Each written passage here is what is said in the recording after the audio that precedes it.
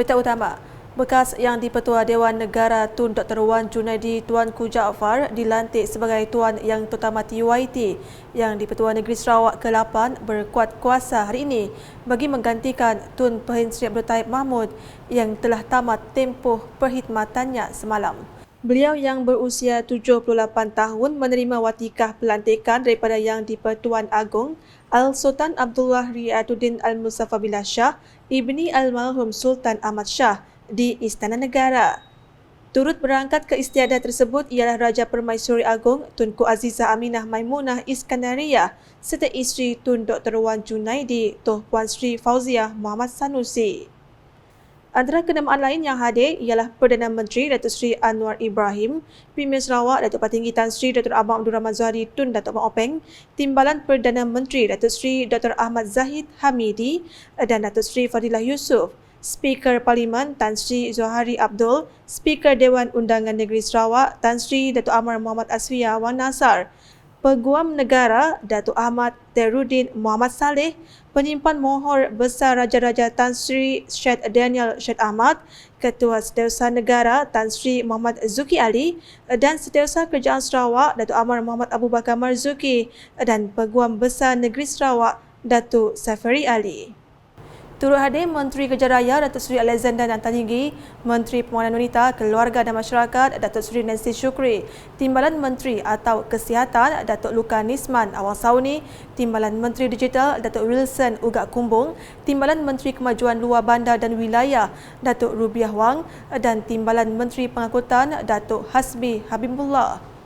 Sebaik menerima watikah beliau turut dianugerahkan Anugerah Tertinggi Negara Darjah Kebesaran Seri Maharaja Mangkunegara SSM yang membawa gelaran Tun. Beliau yang dilahirkan pada 1 Februari 1946 di Sadunjaya Simunjan memulakan kerjayanya sebagai pegawai polis sebelum melanjutkan belajaran dalam bidang undang-undang di University Buckingham, United Kingdom. Kemudian beliau memperoleh sarjana dalam undang-undang daripada Council of Legal Education, London dan menamatkan PhD dalam pentadbiran perniagaan di BA dari University of Southern California, Amerika Syarikat. Beliau memulakan karier politiknya pada 1987 apabila dilantik sebagai Ahli Jawatankuasa Eksekutif Parti Persatuan Bumi Putera Bersatu PBB Pemuda Cawangan Satok dan menjadi salah seorang naib presidennya. Tun Dr. Wan Junaidi dipilih untuk bertanding di Batang Lupa pada 1990 dan seterusnya dipilih sebagai Ahli Parlimen MP. Beliau memegang jawatan itu sehingga bertukar kerusi Keberdasan Tubong pada 2004, memegang jawatan itu sehingga bersara daripada politik pada 2021.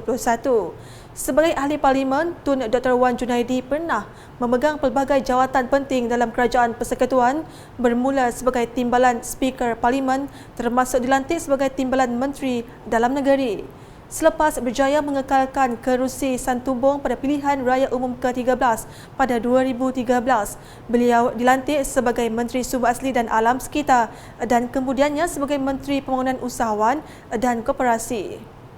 Jawatan terakhir beliau dalam Kabinet Persekutuan ialah sebagai Menteri di Jabatan Perdana Menteri, Parlimen dan Undang-Undang. Tun Dr. Wan Junaidi dilantik sebagai Presiden Dewan Negara pada 19 Jun 2023 sehingga beliau meletakkan jawatan pada 19 Januari 2024. Selain seorang peguam dan ahli politik yang berjaya, beliau juga seorang penulis prolifik yang telah menulis 7 buah buku. Selain itu, beliau juga aktif dalam pertubuhan bukan kerajaan seperti Persatuan Bekas Polis Sarawak di mana beliau menjadi presidennya dari 1990 hingga 2001 dan aktif dalam pergerakan pengakap di mana beliau memegang jawatan Ketua Pesuruhjaya Pengakap Sarawak sejak 1992. Tun Dr. Wan Junaidi berkahwin dengan Allahyarham Datin Sri Fiona Sim Abdullah dan dikurniakan 3 anak perempuan. Selepas pemergian isterinya, beliau telah berkahwin semula pada 10 Disember 2022 dengan Tuh Puan Fauziah Muhammad Sanusi.